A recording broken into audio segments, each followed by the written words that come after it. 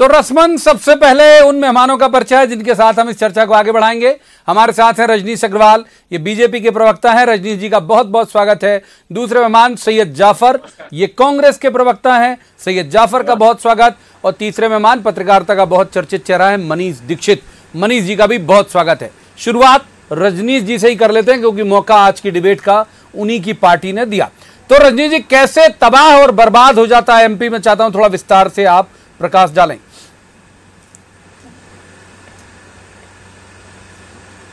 देखिए, बड़ी जो परियोजना है वो बंद कर दी गई थी। तमाम प्रकार के इंफ्रास्ट्रक्चर के काम बंद कर दिए गए थे। जन कल्याणकारी योजनाएं बंद कर दी गई थी। ट्रांसफर ऑफ पोस्टिंग को धंधा बनाकर चलाया जा रहा था। जिस प्रकार से टेंडरिंग हो रही थी वो भी सबके सामने उजागर हुई। कल करोड़ों का टेंडर रद्द करने का काम हुआ है। जो केवल और केवल चुन चुन के देने का काम किया जा रहा था। किसानों के साथ में धोखाधड़ी, ठगी करने का काम किया जा रहा था। बतौलेबाजी और मध्य प्रदेश के तमाम प्रकार के जो संसाधन हैं उनको तबाह करने, अवैध धंधे, अवैध उत्खनन, अवैध शराब, और ये शपथ लिए हुए संविधान की शपथ लेने वाले मंत्री ने आरोप लगाए जो आज दिनांक तक वापस नहीं हुए। तो इसलिए बर्बाद हो रहा था। इसलिए महिलाओं के साथ में जो महिलाएं 16,000 मिला करते थे वो छीनने का काम उन्होंने किया। संबल योजना से जो छोटे कारोबारी गरीब किसान अब लाभान्वित होता था वो संबल योजना को बंद करने का काम हुआ। तमाम प्रकार के सिलसिलेवार उदाहरण हैं। कन्यादान योजना, गरीब कन्या बेटी का विवाह करने के लिए कहा हम 51,000 देंगे, 1 रुपया भी उनके खाते में नहीं डाला इन्होंने। एक एक करके कितनी बातें गिनाऊं। बर्बाद करने का काम, विकास की गति रोकने का काम, वचन पत्र में जो वचन दिए थे उनको भंग करने का काम कमलनाथ जी ये बंटाधार 2 साबित हुए हैं। बंटाधार 2, बंटाधार 1 वचन भंग किया, बर्बाद करने का काम किया। आपका सवाल लेके चलता हूं, आपका सवाल लेके चलता हूं रजनी जी, कांग्रेस की तरफ। आपका सवाल लेके कांग्रेस की तरफ चलता हूं। सैयद जाफर हमारे साथ जुड़े हुए। सैयद जाफर, बर्बाद कर देने वाले थे आप लोग, बच गया ये कहना शिवराज जी का। वो ठीक वक्त पर बढ़िया डिसीजन लिया सिंधिया जी ने, तो बच गया मध्य प्रदेश। 15 साल शिवराज सिंह जी की सरकार रही। बलात्कार में नंबर 1 मध्य प्रदेश, किसानों के आत्महत्या में नंबर 1 प्रदेश, कानून व्यवस्था की बिगड़ती हालत पे नंबर 1 मध्य प्रदेश। और उसके बाद कहते हैं कि बर्बाद कांग्रेस सरकार में हुआ। अरे रजनीश जी, चैनलों पे झूठ मत बोला करो। बड़े वरिष्ठ प्रवक्ता और कम से कम प्रवीण द्विवेदी जी के सामने तो कम से कम झूठ मत बोला करो, पकड़ में आ जाओगे। कल तक आप चिल्ला चिल्ला के कहते थे, आपकी शिवराज सिंह जी कहते थे कि मध्य प्रदेश में कमलनाथ सरकार ने किसी का कर्जा माफ नहीं किया। और उसके बाद खुद ही स्वीकार कर रहे हो कि 23 लाख किसानों का कर्जा माफ हो गया और बाकी 5 लाख या 10 लाख का नहीं हुआ। अरे ये इस तरीके से गुमराह करते हो आप जनता को। और रही बात आप ये कह रहे हो कि सिंधिया जी ने बचा लिया। अरे ये तो बिके हैं, कितने करोड़ में विधायक बिके हैं। उसका जवाब आपको जनता देगी। और कांग्रेस पार्टी भी समय आने दीजिए, चुनाव की घोषणा होने दीजिए, हम बताएंगे कि आपके नेता ने किस विधायक को किस होटल में बिठाला, कितने पैसे की बात किया, उसकी सारी चीजें हम आपको आपके सामने उपलब्ध कराएंगे। और रही बात विकास कार्यों की, चुनाव तक क्यों वेट कर रहे हैं? आप साबित कर दीजिए कि हमने 51,000 रुपए नहीं दिया। एक प्रवीण जी एक बात, 51,000 रुपए प्रवीण जी एक बात, 51,000 रुपए हमने शादी में दिया। 51,000 रुपए हमने शादी में दिया। ऐसे मसले में फिर क्या होता है? ये सवाल जवाब चल रहे हैं। तीसरे मेहमान को भी हमने बिठाया। आऊंगा आपके पास, जरूर आऊंगा। पर्याप्त वक्त दोनों तीनों जितने गेस्ट रहते नहीं, बिल्कुल आप शामिल करिए। हम डिबेट करने बैठे हैं, हम सामूहिक चर्चा करने नहीं बैठे हैं। प्रवीण जी 30 सेकंड तो दीजिए ना। अरे भाई डिबेट ही करिए। बिल्कुल बोलिए कह रहा हूं ना मैं। फिर मनीष जी के पास चलेंगे। 30 सेकंड। इन्होंने कहा हम खुलासा करेंगे किसने किसको पैसा दिए। ये गंभीर मामला है।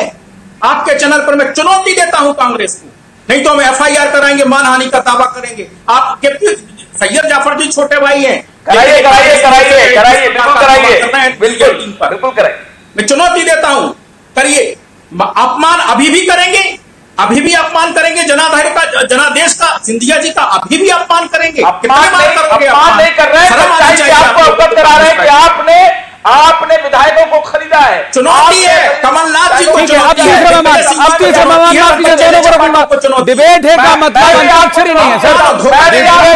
आप सुनाए गाना, वो सुनाए मुश्किल हो जाएगी। मनीष दीक्षित, माफ कीजिए, माफ कीजिए सैयद जाफर, रजनी जी, मनीष दीक्षित। मनीष जी, क्या जो हमारा सवाल है जिसके साथ मैंने अपने इस एंकर को खत्म किया कि उसी लाइन पर ले जाना चाहती बीजेपी, क्योंकि उससे बड़ा सूट करता है दिग्विजय सिंह मिस्टर बंटाधार करके उन्होंने फिर गवर्नमेंट बना ली, तो क्या वही लाइन ले जाना चाहते हैं जो आज दिखा शिवराज जी के भाषण में? मनीष दीक्षित जी। देखिए प्रवीण जी, एक बात बड़ी क्लियर है कि कोई भी सरकार रहे, जब किसी की भी सरकार हो, अगर आपदा आती है तो वो सरकार जितनी उसकी हैसियत है उस हैसियत से ज्यादा काम करती है। और मुझे नहीं लगता कि जब ये कोरोना का एपिसोड शुरू हुआ मध्य प्रदेश में, तो पिछली सरकार जो थी उसने कुछ काम नहीं किया। मैं आपको एक दो चीजें बताता हूँ। अच्छा, होता क्या है पॉलिटिकल पार्टीज में कि जब एक आदमी सत्ता से विपक्ष में आता है तो उसकी जो चीजें उसको सत्ता में रहते हुए ठीक लगती हैं वो विपक्ष में रह के गड़बड़ लगने लगती है। जैसे पेट्रोल का एग्जांपल है, पहले कांग्रेस ने पेट्रोल बढ़ा दिया, अब वो साइकिल की रैली निकाल रहे हैं। ऐसे ही मैं आपको ये बताना चाहता हूं कि जब ये आपको याद होगा प्रवीण जी, अपन ने काफी बार चैनल पे चर्चा करी है कि मध्य प्रदेश में कोरोना का पहला मरीज कब आया। ये आया 18 या 20 तारीख को।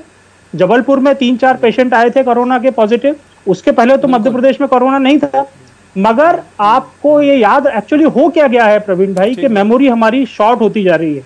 6 तारीख को जिस जैकलीन और सलमान को लेकर आज मुख्यमंत्री जी ने भी टिप्पणियां करी हैं, 6 मार्च को तत्कालीन मध्य प्रदेश सरकार ने ये आईफा को निरस्त करने का आदेश निकाल दिया गया था।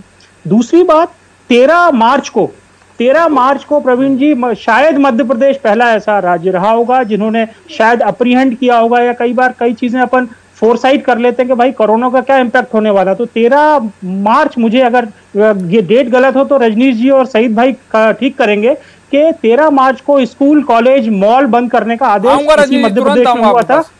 वो शायद पहला मामला था पूरे देश। हाँ बिल्कुल, मुझे याद है।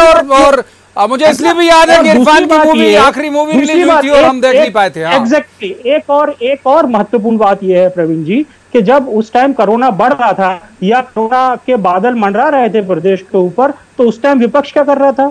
विपक्ष उस टाइम वही कर रहा था जो आपका विपक्ष कर रहा है। उस टाइम ये बोलते थे कोरोना तो कुछ है ही नहीं, जो अब ये बोलते हैं कि ये सरकार फेल हो गई। एक्चुअली पॉलिटिकल पार्टी के साथ ये दिक्कत है कि जो चीज उनको सूट करती है अब जवाब जो अब रजनीश जी जवाब ये जो मनीष जी ने जो 2-3-4 मुद्दे उठाए वो कह रहे हैं कि भाई जिस वक्त आईफा को लेकर मीटिंग चल रही थी उस वक्त तक कोरोना इतना ज्यादा संक्रामक या इतनी खतरनाक मुद्रा में नहीं था। रजनीश अग्रवाल।